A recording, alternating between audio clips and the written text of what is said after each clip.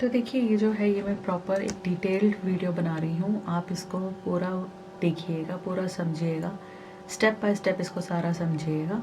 और कुछ भी डाउट क्वेश्चन आपको कहीं पर भी आता है तो आप चाहे वीडियो पॉज करके दोबारा देखिएगा, लेकिन इसको डिटेल में समझिएगा, ताकि अगर आप अप्लाई करें तो आपको इसमें कोई भी रिजेक्शन ना मिले। ठीक है, तो अब देखिए ये है, इसमें जो सबसे पहला बात ये है कि इसके जो एप्लीकेशन है ये आज से शुरू हो रही है, 27 दिसंबर से शुरू हो रही है और 16 जनवरी तक है। तो इसका मतलब ये नहीं है कि आप लास्ट मोमेंट तक वेट करेंगे, क्योंकि कई बार टेक्निकल ग्लिचेस आ जाते हैं। तो आप सारे टर्म्स एंड कंडीशंस देखिएगा और जैसे ही आपको सब कुछ एलिजिबिलिटी क्राइटेरिया मीट होता है तो आप इसको अप्लाई कर दीजिएगा। देखिए इंडियन सिटीजन्स के लिए है, पीओ पोजीशन है, probationary officers by state bank of India. और ये आप उनके ऑफिशियल वेबसाइट के थ्रू ही अप्लाई करिएगा, जिसका लिंक मैंने डिस्क्रिप्शन में डाल दिया है। और आप कोई भी लिंक पर कहीं पर भी कोई कुछ क्लिक मत करिएगा, क्योंकि वो स्पैम या फिर वो कुछ गलत लिंक भी हो सकता है। ठीक है, तो अब देखिए इसको समझ लेते हैं कि कैसा होगा। अब देखिए इसमें सबसे पहला जो पॉइंट है वो ये है कि सारा जो प्रोसीजर है वो सारा प्रोसेस ऑनलाइन है। पेमेंट से लेकर एप्लीकेशन से लेकर सब कुछ, तो आपको कुछ नहीं कहीं भेजने का। इनफैक्ट जो भी एप्लीकेशन आएगी उसको आपको प्रिंट आउट करके रखना है, जो मैं अभी आगे आपको कवर करके बताऊंगी, और सारी डिटेल्स मैं आपको इसमें धीरे धीरे समझाऊंगी। देखिए इस बात का ध्यान रखिएगा कि जो भी आप अप्लाई कर रहे हैं, जिस भी ईमेल और फ़ोन नंबर से कर रहे हैं, वो वैलिड होने चाहिए, वर्किंग होने चाहिए, क्योंकि सारी कॉरेस्पॉन्डेंस वहाँ आएगी, किसी और का नहीं हो। अगर आपका नहीं बना हुआ है तो बना लीजिए, नंबर एक्टिव नहीं है तो नंबर अपना ले लीजिए, क्योंकि सारी इन्फॉर्मेशन उन पर ही आएगी। और अब देखिए जो इसमें जो है ये मैंने आपको बता ही दिया है, करंट ओपनिंग्स का, इसका लिंक भी मैं डाल दूँगी, और वहाँ पर आपने इसको अप्लाई करना है। इसमें 8th पॉइंट ये बताता है कि अगर आपको जैसे फर्स्ट, इसमें 3 स्टेजेस होंगे अलग अलग। तो इसका मतलब ये नहीं है कि अगर आपका पहला स्टेज क्लियर हो गया, दूसरा स्टेज क्लियर हो गया और उसकी इन्फॉर्मेशन आपको आ गई तो आपका कंफर्म्ड अपॉइंटमेंट है। ये आपको लास्ट में सब सारे जो फेजेस हैं वो सारे कंप्लीट होने के बाद ही आपको जो है कोई फाइनलाइज डिसीजन अपना बताएंगे। अब देखिए इसमें जो 9th पॉइंट है वो ये है कि जब आप एप्लीकेशन फॉर्म सबमिट कर देंगे तो आप उसका प्रिंट आउट ले लीजिएगा फॉर फर्दर रेफरेंसेस। और जैसे मैं आपको बता रही हूँ, तो पहला जो फेस होगा वो प्रीलिम एग्जामिनेशन होगा, वो आगे कवर करते हैं उसमें क्या होगा। दूसरा होगा फेज़ 2 जो मेन एग्जामिनेशन होगा, और फिर होगा एक फेज़ 3 जिसमें कि साइकोमेट्रिक टेस्ट, ग्रुप एक्सरसाइज और इंटरव्यू, ये सब होगा। ठीक है, और हैं तो सो दे हैव द राइट, वो कभी भी इसको विड्रॉ भी कर सकते हैं। सो ये डिटेल्स हैं। और इसमें कोई एज रिलैक्सेशन या फी एग्जाम्पशन, इससे रिलेटेड कुछ भी अगर है तो आपको, या फिर कैटेगरी वाइज कुछ भी एग्जाम्पशन, उसका आपको नेसेसरी डॉक्यूमेंट सबमिट करने पड़ेंगे। अगर आप नहीं करेंगे तो वो फिर कैंसिल होगा या फिर वो माना ही नहीं जाएगा।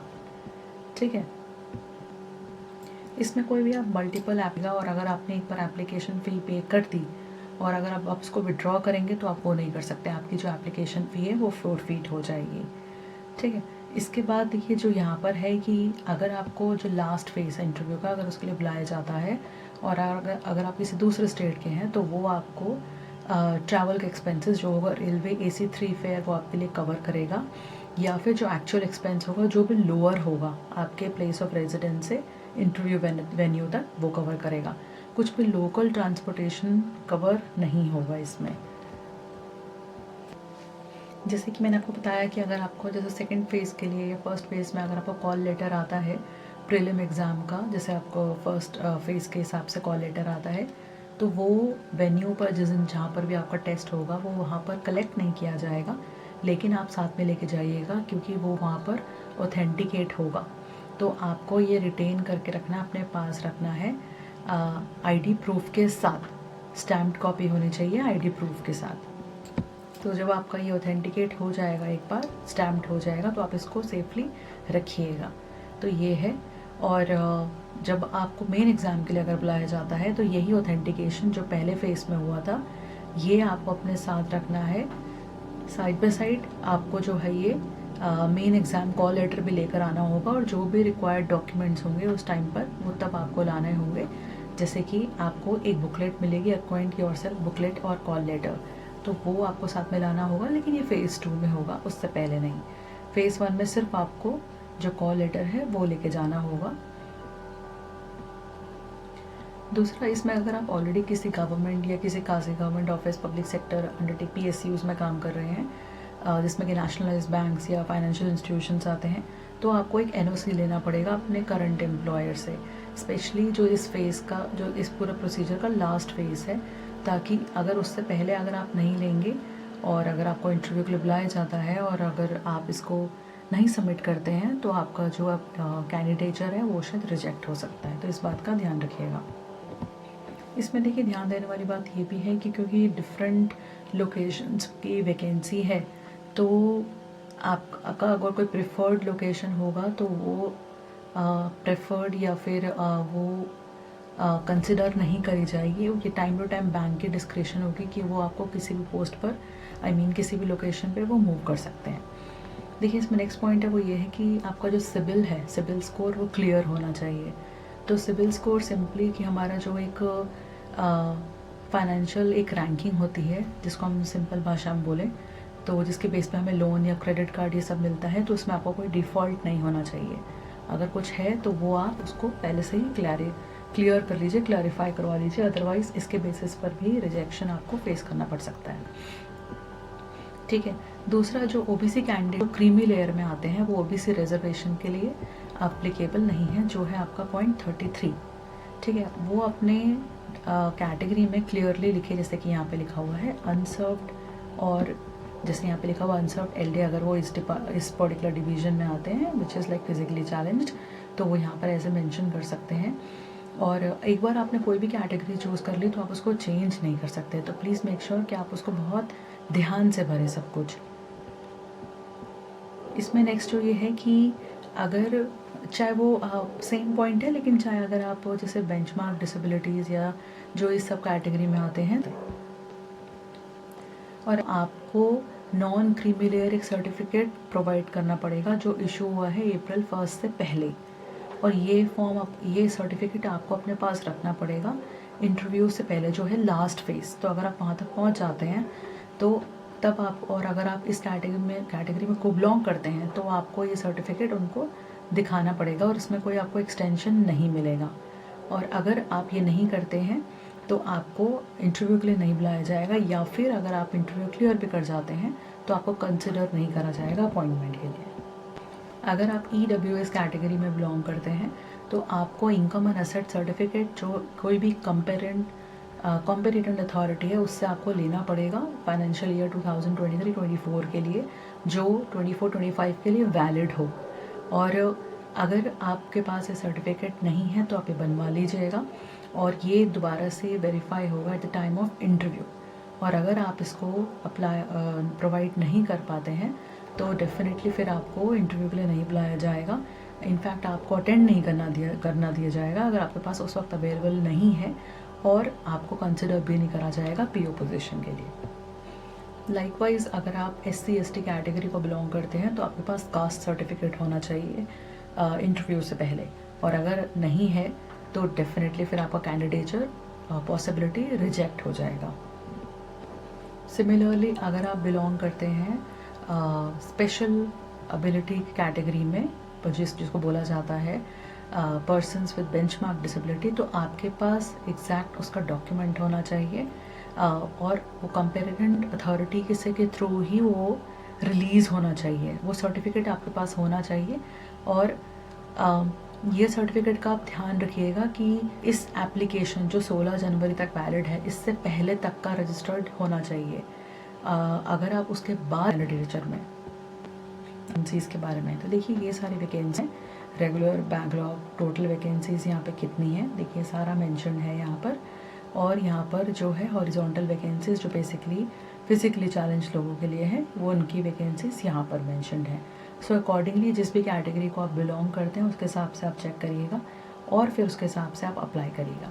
देखिए इन सब का जितना भी एब्रीविएशंस है ना, SC/ST, इन सब का नीचे एब्रीविएशंस का यहाँ पर फुल फॉर्म दिया हुआ है, तो अगर आपको कोई भी डाउट कन्फ्यूजन होता है आप इसके नीचे आराम से पढ़िएगा और फिर उसके हिसाब से ही आप अपना जो एप्लीकेशन फॉर्म है वो सबमिट करिएगा।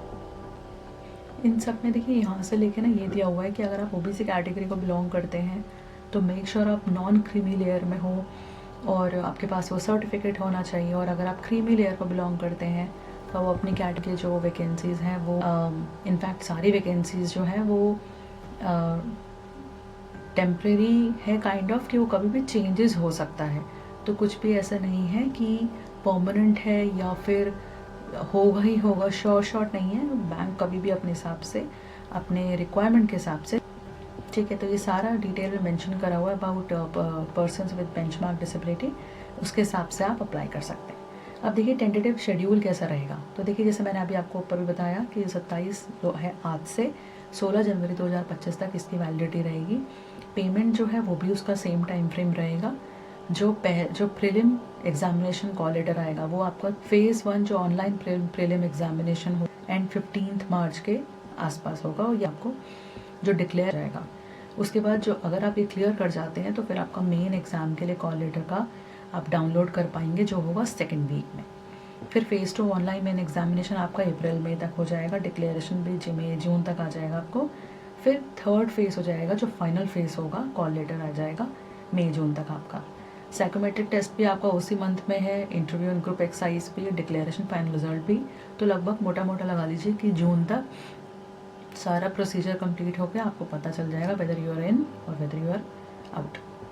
और इसमें प्री एग्जामिनेशन ट्रेनिंग भी है, ये मैं अभी आगे कवर करती हूँ। ये इन्होंने एक इसमें बहुत अच्छा एडवांटेज निकाला है कि आप प्री एग्जामिनेशन ट्रेनिंग में ले सकते हैं इन कैटेगरी स्टूडेंट्स के लिए और या कैंडिडेट्स के लिए, SC ST OBC PW BD के लिए, ठीक है। तो इसमें डाउनलोड ऑफ कॉल लेटर्स आपके लिए जनवरी फरवरी में है, और आपका जो प्री एग्जामिनेशन ट्रेनिंग होगी वो फरवरी से शुरू होगी, ठीक है। अब इसका एलिजिबिलिटी क्राइटेरिया, तो सबसे पहले इसमें एज लिमिट है, जैसे कि हर बार किसी भी बैंक एग्जाम अप्रैल तक जो आपकी एज है वो 21 से 30 के बीच में होनी चाहिए, उससे ऊपर नहीं। रिलैक्सेशन जैसे आप जानते हैं कि OBC categories non creamy layer को 3 साल, और ये सब अपने हिसाब से दिया हुआ है उन्होंने, SC या फिर PW BD या फिर एक्स सर्विसमैन, ये सारी डिटेल्स दी हुई हैं। आप इसके हिसाब से अप्लाई करिएगा, और अगर आप मीट करते हैं कंडीशंस तो आप फिर नेक्स्ट पे जाइएगा जो है एसेंशियल एकेडमिक क्वालिफिकेशंस। देखिए इसमें वो कह रहे हैं कि आप किसी भी डिसिप्लिन में आपकी ग्रेजुएशन होनी चाहिए एक रिकग्नाइज्ड यूनिवर्सिटी से, क्लियर या फाइनल सेमेस्टर के ग्रेजुएशन में है तो ये ध्यान रखिएगा कि आपके पास प्रूफ होना चाहिए कि 30 अप्रैल 2025 तक आपकी जो है ग्रेजुएशन पूरी हो गई, तो तभी आप ऐसे आप अप्लाई कर सकते हैं। लेकिन आप ध्यान रखिएगा कि अगर आप फाइनल सेमेस्टर में हैं तो आपकी ग्रेजुएशन 30 अप्रैल तक क्लियर होनी चाहिए, क्योंकि ताकि अगर आप मई जून में क्लियर होकर ज्वाइन करते हैं कहीं पर भी तो उसके अकॉर्डिंगली कोई भी कोई डेडलाइन नहीं रहेगी आपको कोई एग्ज़ाम क्लियर करने की, या कोई भी ऐसा कोई बाउंडेशंस नहीं होंगी बेसिकली, ठीक है। और अगर आपके पास मेडिकल इंजीनियरिंग CA या कॉस्ट अकाउंटेंट अगर आप ये हैं तो भी आप अप्लाई कर सकते हैं इस पोजीशन के लिए। नेक्स्ट पॉइंट इसमें ये है कि अगर आप बेंचमार्क डिसेबिलिटी क्राइटेरिया में आते हैं जो नीचे यहाँ पे सारा दिया हुआ है, तो आपके लिए 4% हॉरिजॉन्टल रिजर्वेशन ऑलरेडी इसमें प्रोवाइडेड है। तो अगर आप इस कैटेगरी में बिलोंग करते हैं तो आप अप्लाई कर सकते हैं, बट मेक श्योर कि आपके पास उस पर्टिकुलर डिसेबिलिटी या कैटेगरी का आपके पास सर्टिफिकेट होना चाहिए कंपैरेटिव अथॉरिटी से, और ये इशू होना चाहिए एप्लीकेशन की डेडलाइन से पहले, अदरवाइज़ वो आपको कंसिडर नहीं करेंगे। अब देखिए ये जो थर्ड है वो है कैटेगरी वाइज कोडिंग। इसमें यहाँ पे कोड्स दिए हुए हैं, तो जब आप फॉर्म भरें तो बहुत ध्यान से देख के भरिएगा, आप जिस भी कैटेगरी को बिलोंग करते हैं उसके हिसाब से इसमें कोड डालिएगा। अब देखिए स्क्राइब जो है, अगर आपको स्क्राइब चाहिए होगा तो आपको क्लियरली अपने एप्लीकेशन फॉर्म में मेंशन करना होगा कि ये आपको मतलब रिक्वायरमेंट होगा। और दूसरा आपको ऑब्वियसली अगर स्क्राइब यूज़ करते हैं तो आपको 20 मिनट इसमें एक्स्ट्रा देते हैं वो फॉर एवरी आवर, और आपको अपना खुद का ही स्क्राइब अरेंज करना पड़ेगा। ये बैंक जो है they will not be arranging any such. तो जैसे अगर आप एग्जामिनेशन हॉल में लेके जाते हैं तो प्लीज़ मेक श्योर कि आप एक पासपोर्ट साइज़ फ़ोटोग्राफ स्क्राइब का और अपना एग्जामिनेशन टाइम पे लेके जाएं। अब देख लेते हैं इसका सिलेक्शन प्रोसीजर। तो देखिए जैसे मैंने आपको पहले ही बताया था कि इसके 3 फेजेस हैं, और इसमें जो फर्स्ट फेज़ है प्रीलिम एग्ज़ाम का, इसमें ऑब्जेक्टिव टेस्ट होंगे 100 मार्क्स के, जो सारा ऑनलाइन कंडक्ट होगा। और इसमें 3 सेक्शंस होंगे, English language, quant aptitude and reasoning ability. ठीक है, टोटल 100 मार्क्स होंगे और इनकी ड्यूरेशन ये है 20 मिनट। टोटल आपका जो बनता है वो 1 घंटा बनता है या 1 आवर बनता है। ठीक है, इसके बाद जो है कोई भी इसमें सेक्शनल कट ऑफ नहीं है प्रीलिम एग्ज़ाम्स की। और फिर उसके बाद जो भी इसमें से मेरिट लिस्ट बनती है उसमें वो फिर उनको सेकंड फेज़ में भेजा जाता है। उसका एग्ज़ाम भी ऑनलाइन ही होगा। और इसमें देखिए जो है ऑब्जेक्टिव टेस्ट होंगे 200 मार्क्स के और डिस्क्रिप्टिव टेस्ट होगा 50 मार्क्स का।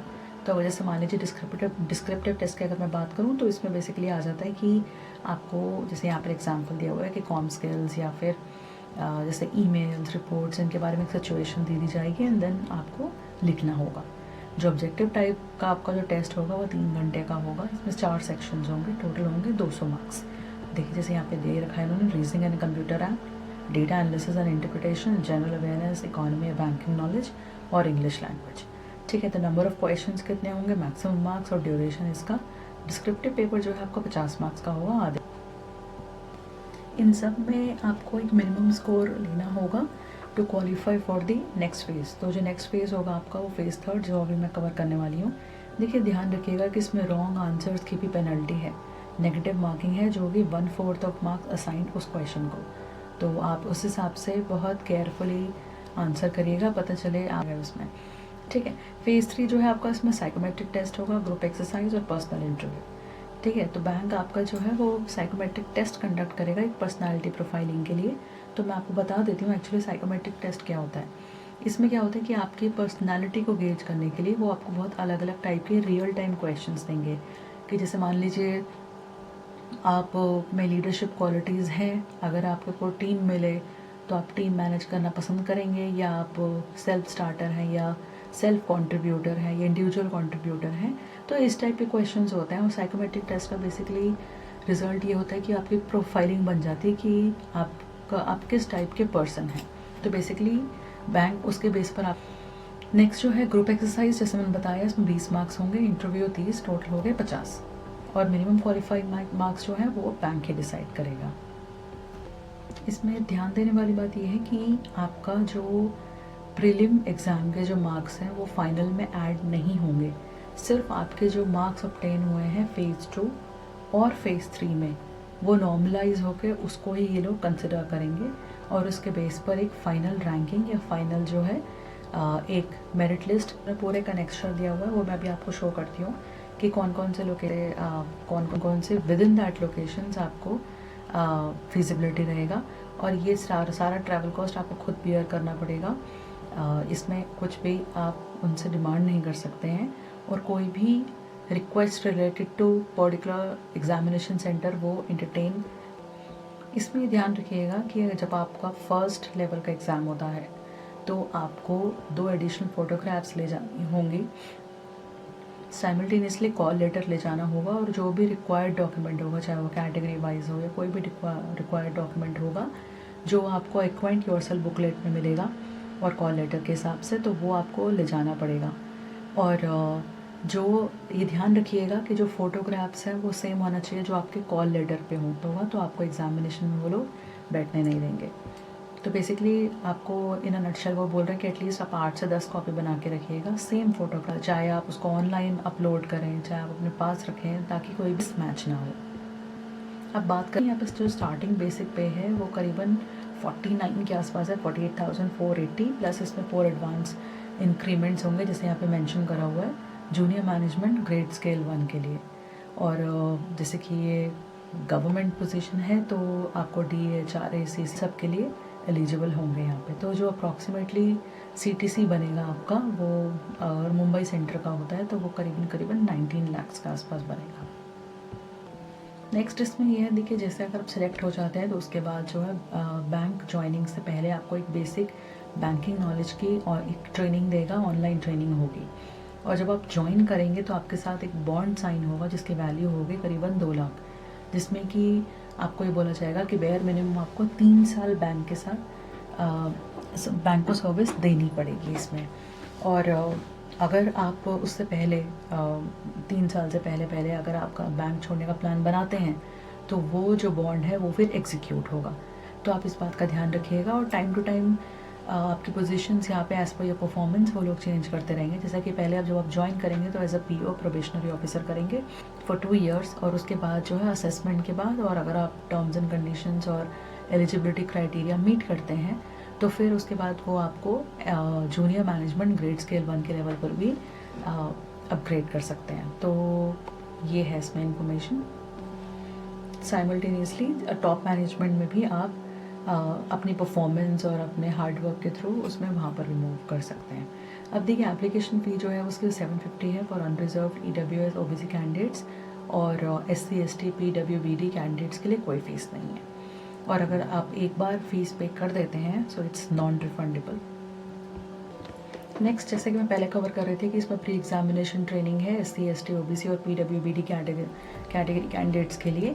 तो ये ऑनलाइन होगा, और इसमें जो है आपको इसमें आपको ऑनलाइन मोड पे ही ट्रेनिंग मिलेगी, और ये आपको अपने ऑनलाइन एप्लीकेशन फॉर्म में ये मेंशन करके चलना पड़ेगा कि आपको है प्री एग्जामिनेशन ट्रेनिंग के लिए अपने आप को नॉमिनेट करना चाहते हैं।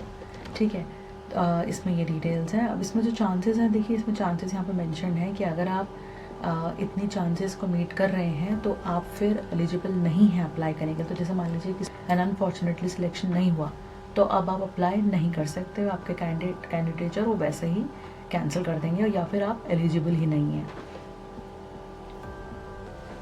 लेकिन आप इसमें ये भी ध्यान रखिएगा कि अगर आप प्रीलिम एग्ज़ाम तक पहुँचे और आप मेन एग्ज़ाम तक नहीं पहुँचे हैं तो वो काउंट नहीं होगा। अगर आपने मेन एग्ज़ाम दिया है तो वो ही चांस काउंट होगा।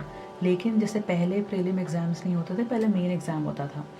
तो अगर आपने मेन एग्ज़ाम डायरेक्टली अटेंड करा है और तब नहीं हुआ है तो वो फिर एक चांस काउंट होगा। तो इसलिए कंफ्यूज मत हो जाइएगा, इसके हिसाब से आपने एप्लीकेशन को प्रोसेस करिएगा। अब देखिए, जैसे मैंने आपको बताया है कि ये सारा जो एप्लीकेशन है वो ऑनलाइन होगा। तो हम हैं यहाँ पर आपको असिस्ट करने के लिए। बैंक की जो टीम है उनसे भी बात कर सकते हैं, या तो ये फ़ोन नंबर है जो वैलिड होगा, या जो ऑपरेशनल होगा 11 AM to 5 PM on working days, या फिर आप डायरेक्टली यहाँ पर आकर भी, इस साइट पर आकर के अपनी प्रॉब्लम या क्वेरी लॉग कर सकते हो। और सब्जेक्ट लाइन में मेंशन करिएगा recruitment of probationary officers in state bank of India 2024। ठीक है, अब देखिए देख लेते हैं कि इसमें आपको कैसे एप्लीकेशन फॉर्म सबमिट करना होगा। साइट मैंने आपको ऑलरेडी बता दी और ये मेंशन करके भी मैं चलूँगी। तो जब आप अपना ये फॉर्म भर देते हैं यहाँ पर, तो उसके बाद ही आपको जो है अपना पेमेंट करनी होगी, जो आप किसी भी मोड से कर सकते हैं, debit card, credit card, internet banking, UPI। और उसके बाद आपको एक ई-रिसीट और एप्लीकेशन फॉर्म एक जनरेट हो जाएगा जो आप प्रिंट करके रख सकते हैं कोई भी for further references. Application form भरने से पहले आपको ये ध्यान रखना है कि आपको अपने एक फ़ोटोग्राफ स्कैन करनी है, सिग्नेचर स्कैन करके रखना है, और लेफ़्ट हैंड थंब इम्प्रेशन रखना है। अभी आपको आगे बताऊंगी कि उसमें क्या डायमेंशंस है, क्या क्राइटेरिया है और आपको कैसे भरना है इस पर। और जैसे ही आप इसको एप्लीकेशन फॉर्म को भर देते हैं, आपको कॉल लेटर आता है, चाहे वो प्री एग्ज़ाम का हो, प्रीलिम का हो, या मेन एग्ज़ाम का हो, साइकोमेट्रिक टेस्ट या GN इंटरव्यू का हो। तो आपको अपना कॉल लेटर डाउनलोड करना है और एक्वेंट योरसेल्फ बुकलेट डाउनलोड करके रखनी है, अपना रजिस्ट्रेशन नंबर और पासवर्ड डाल के। बैंक आपको कोई भी ऐसा इन्फॉर्मेशन नहीं भेजेगा। और प्लीज़ मेक श्योर जब आपका मेन एग्ज़ाम हो तो आपके पास original prelim exam call letter होना चाहिए, और ID प्रूफ भी ऑथेंटिकेटेड आपके पास होना चाहिए। मेन एग्ज़ाम का कॉल लेटर भी, और जो भी रिक्वायर्ड डॉक्यूमेंट्स है उस टाइम पर आपको परमिशन मिलेगी मेन एग्ज़ाम में बैठने के लिए। अब देखिए, जैसे मैं आपको बता रही थी कि ऑथेंटिकेटेड ID प्रूफ, तो आपके पास 1 फ़ोटो आइडेंटिटी प्रूफ होना चाहिए, एक फ़ोटो आइडेंटिटी प्रूफ होना चाहिए, चाहे वो पासपोर्ट हो, Aadhaar, PAN, driving licence, voter ID card, bank passbook, duly attested photograph जो है, या आई कार्ड होना चाहिए। अगर आप school by your school, college या गेस्टेड ऑफिसर के थ्रू, उनके ऑफिशियल लेटर हेड पर होना चाहिए। इन ओरिजिनल, मतलब ओरिजिनल कॉपी भी होनी चाहिए उसकी, और आपके through self attested photocopy भी उसका होना चाहिए। तो जो वो करके देंगे वो उन पे उनका सिग्नेचर, वो ओरिजिनल कॉपी, और उसका आप एक डुप्लीकेट बनाएंगे, फ़ोटो कॉपी लेंगे, और वो आपके थ्रू सेल्फ अटेस्ट होंगे। प्लस आपका कॉल लेटर, ये और जो भी रिक्वायर्ड डॉक्यूमेंट्स हों, ये सारे आपको लेके जाने हैं एग्ज़ामिनेशन में वेरिफिकेशन से पहले वेरिफिकेशन होगी और उसके बाद ही आपको एग्ज़ाम देने दिया जाएगा। ये ध्यान रखिएगा कि हो सकता है जब आप एग्ज़ाम देने जाएँ तो बायोमेट्रिक वेरिफिकेशन हो। बायोमेट्रिक वेरिफिकेशन सिंपल वर्ड्स में होती है, जैसे कि आपके आई के आइरिस के इम्प्रेशंस या फिर आपके जो फिंगर्स हैं उनके जो इम्प्रेशंस हैं वो लिए काउंट करे जा सकते हैं। तो चाहे फीमेल है मेल है तो कोई भी हाथ पे उस वक्त कोई टैटू ना हो, कोई मेहंदी वगैरह ना हो या कोई भी केमिकल ना हो, अदरवाइज़ वो प्रॉब्लमेटिक हो सकता है आपके लिए। ये ध्यान रखिएगा कि आप कोई भी मोबाइल फ़ोन, कैलकुलेटर या कोई भी ऐसा इलेक्ट्रॉनिक डिवाइस ना लेके जाएं, जैसे कि स्मार्ट वॉचेज़ में होता है या कुछ भी ब्लूटूथ डिवाइस से आप कुछ कनेक्ट कर रहे हैं या कोई पेन ड्राइव, क्योंकि अगर ऐसा होगा तो आपको बैन कर दिया जाएगा, एग्ज़ामिनेशन आप नहीं दे पाएंगे। कोई भी फर्दर अनाउंसमेंट या कुछ भी अपडेट आता है तो वो उनकी ऑफिशियल साइट पर आएगा, वहाँ पर भी आप चेक कर सकते हैं, अपने डैशबोर्ड में चेक कर सकते हैं, या फिर कुछ भी ऐसा होगा तो आपको डायरेक्टली ईमेल आएगी उनकी तरफ से। अब देखिए एग्जामिनेशन सेंटर्स जो मैं अभी ऊपर बात कर रही थी कि कहाँ कहाँ होंगे, तो देखिए इससे आप देख सकते हैं एनेक्चर 1, यहाँ पर आपका स्टेट आ गया, कोड आ गया, प्री एग्जामिनेशन सेंटर्स आ गए, तो आप यहाँ पर चेक कर सकते हैं। और मेन एग्जामिनेशन सेंटर, तो ये प्री होंगे यहाँ पर और मेन होंगे आपके यहाँ पर, ठीक है। तो ये आप लिस्ट चेक कर लीजिएगा। अब देखिए यहाँ बात करते हैं कि एनेक्चर 2 जो मैं आपको बात कर रही थी कि कैसे आपने स्कैन करना है photograph, signature, left hand thumb impression and handwritten declaration. तो देखिए ये आपने क्या करना है, आपने ये लिखना है हैंड रिटन डिक्लेरेशन, जैसे बोला जा रहा है कि आई, मेरा नाम, date of birth, hereby declare कि जो भी मैं इन्फॉर्मेशन यहाँ भर रहा हूँ, भर रही हूँ वो करेक्ट है, ट्रू है और वैलिड है। और मैं इसके रिगार्डिंग सपोर्टिंग डॉक्यूमेंट्स जब भी ज़रूरत होगी वहाँ प्रेजेंट करूँगा या करूँगी। और the signature, photograph and left hand thumb impression is of mine, मतलब जो भी इसमें जो कुछ भी है वो सब मेरा ही है। और जस्ट इन केस अगर आपका लेफ़्ट हैंड थंब नहीं होता है तो आप राइट हैंड थंब को यूज़ कर सकते हैं, ठीक है। अब देखिए बात कर लेते हैं यहाँ पर। तो यहाँ पर जो फ़ोटोग्राफ है उसमें आपको ये डायमेंशंस का ध्यान रखना है, और इसमें जो है सिग्नेचर का ध्यान रखिएगा कि on white paper with black ink pen होना चाहिए, और जैसे इन्होंने लिखा हुआ है यहाँ पर वैसे ही आप मेंशन करके चलिएगा। ध्यान रखिएगा कि सिग्नेचर आपका हर जगह यूनिफॉर्म होना चाहिए, यानी यहाँ पर आपने एब्रीवेशंस में भी लिख दिया और कहीं पर आप फॉर एग्ज़ाम्पल आपका नाम है मान लीजिए अनिकेत भास्कर, तो वहाँ पर आप कहीं और फुल फॉर्म में लिख रहे हैं तो वो एक्सेप्टेबल नहीं होगा। सिग्नेचर कैपिटल लेटर्स में भी एक्सेप्ट नहीं होगा। लेफ्ट हैंड थंब इम्प्रेशन देखिए यहाँ पर इन्होंने मेंशन कर रखा है, वाइट पेपर पे होना चाहिए, ब्लैक या फिर ब्लू इंक के थ्रू, और यहाँ पर डायमेंशंस वगैरह, फाइल साइज सब मेंशन करा हुआ है। हैंड रिटन जो है वो सिर्फ और सिर्फ इंग्लिश में होना चाहिए, no in not in capital letters, again white paper पे ब्लैक इंक के थ्रू, ठीक है। और डायमेंशंस मेंशन करा हुआ है, और फिर आप इन सब का स्कैन करके अपने पास इसको रख सकते हैं ताकि जब आप एप्लीकेशन भरें आप इसको अपलोड करें। ये उनकी साइट है, ये उनका डिटेल्ड एडवर्टीजमेंट है, तो ये मैं डिस्क्रिप्शन सेक्शन में सब डाल दूँगी, आप वहाँ पे देख सकते हैं। और बाकी कोई भी क्वेश्चन क्वेरी आता है आप डायरेक्टली मुझसे पूछ सकते हैं। तो चलिए एक बार क्विकली देख लेते हैं कि इनका एप्लीकेशन पोर्टल कैसा है और कैसे आपने अप्लाई करना है। देखिए SBI की मेन ये साइट है bank.sbi। ये ध्यान रखिएगा कि ये लॉक्ड है, ये SSL। वैसे तो मैं आपको शेयर कर दूँगी डिस्क्रिप्शन में, लेकिन ये आपके लिए एक हैंडी इन्फॉर्मेशन है कि हमेशा ध्यान रखिएगा जो भी आप साइट देखें हमेशा ये लॉक साइन होना चाहिए, जिसका मतलब ये साइट सिक्योर है।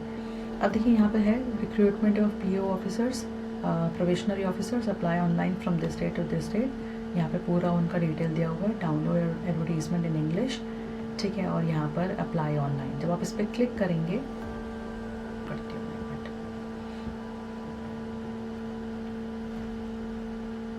अप्लाई ऑनलाइन, ठीक है। अप्लाई ऑनलाइन पे जब आप आ जाएंगे तो देखिए यहाँ पर भी पूरी डिटेल्स दी हुई हैं। अब आप देखिए यहाँ पे क्या लिखा हुआ है, click here for new registration. तो अगर आप ऑलरेडी रजिस्टर्ड हैं तो बस अपना रजिस्ट्रेशन नंबर डालिए, पासवर्ड डालिए, सिक्योरिटी कोड, और देखिए यहाँ पर जो है वो आपसे फर्स्ट नेम और डिटेल सारा कंफर्म करेगा। सारा सेल्फ एक्सप्लेनेटरी है तो इसमें कोई आपको प्रॉब्लम नहीं आएगी। और email ID, confirm email ID, security code, save and next. उसके बाद देखिए ये सारे जो इसमें आपको बताया था, फ़ोटो एंड सिग्नेचर यहाँ आ गया। बाकी जो डिटेल्स आपको यहाँ पर ना, ये प्रीव्यू है, डॉक्यूमेंट्स जो रिक्वायर्ड होंगे वो अपलोड करना होगा, और फिर लास्ट में पेमेंट। इसके बाद जो है जैसे आप पेमेंट कर देंगे आपको ये रिसीट आ जाएगी, और फिर जो है नेक्स्ट इसका जो प्रोसीजर है वो शुरू हो जाएगा। सो कोई भी आपको डाउट या क्वेश्चन रहता है मुझसे पूछिएगा। Thank you so much, all the best. और ऐसे ही अपडेटेड वैकेंसीज, इंटर्नशिप्स और कैसे सिक्योर रह सकते हैं आप ऑनलाइन, जैसे मैंने आज आपको एक टिप दी, आप हमें फॉलो करते रहिए। जो है अब आपकी बारी। Thank you, take care.